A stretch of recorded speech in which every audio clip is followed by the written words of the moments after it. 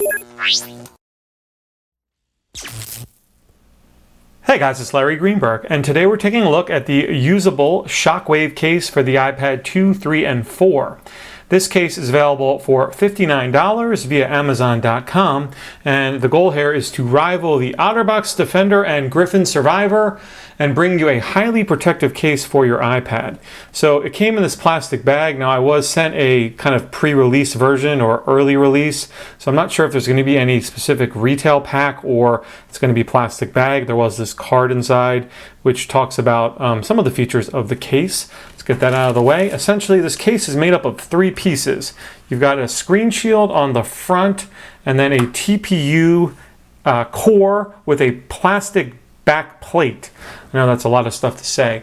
One thing I'll tell you off the bat is this case is very difficult to work with. It's super hard to install and super hard to get on and off, and they do that for a reason.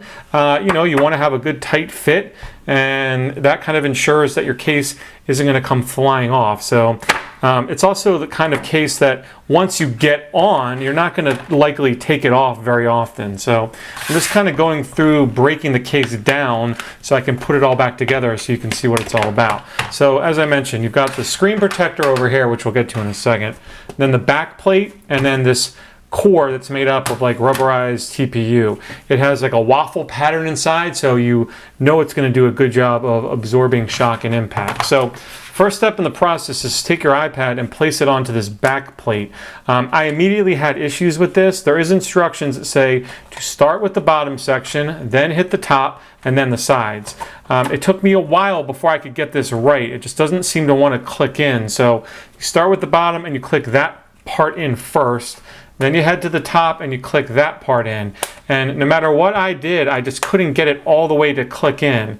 But eventually I was able to get it to work. So it just takes a little bit of time to get it right, and then you'll have it fully installed. So make sure you follow the instructions that come included in the packaging, which again, start with the home button and then hit the top side and then the side. So once you have it in the back plate like so, you then proceed to take this rubberized piece and you kind of place the iPad back into that, prying the kind of side pieces away so that you can stick this thing in, and then finish it off with the screen protector. So I'll just do that real quick and just kind of, like I said, go along here and make sure that everything fits over the edge. Like I said, this is not something that you're going to do often. This is the type of case that once you have it on your iPad, you're likely going to leave it on, you know, for quite some time. So let's see, pretty much have it all on there.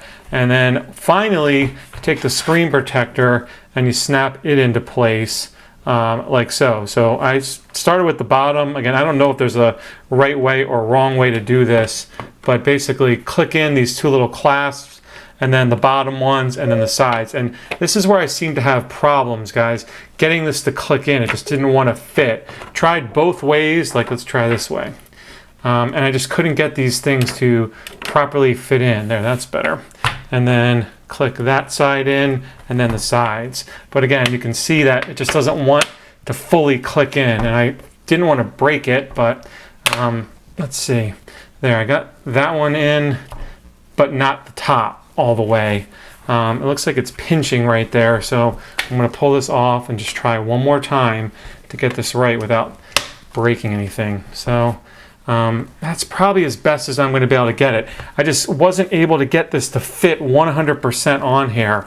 It doesn't look right there like it's fitting all the way. And now I clicked it in and it's a little bit better. So Usable does say that this case offers a difficult install, and I wholeheartedly agree. Very hard to get on, not as bad to get off, but I did find it difficult to get on. I'm still, you can see, clicking it into place. It's not fully seated up here.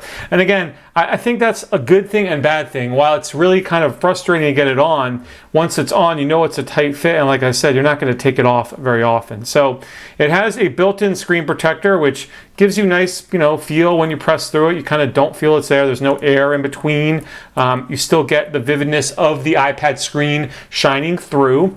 On the bottom, there's a cutout for the 30 pin. The one thing this case doesn't have is port protection. protectors. Kind of surprised. Most of the cases in this class have the built-in port protectors. This one doesn't. Same thing on the side here for the mute/orientation switch, which is almost impossible to get to. You have to really dig your finger in there to get to that switch.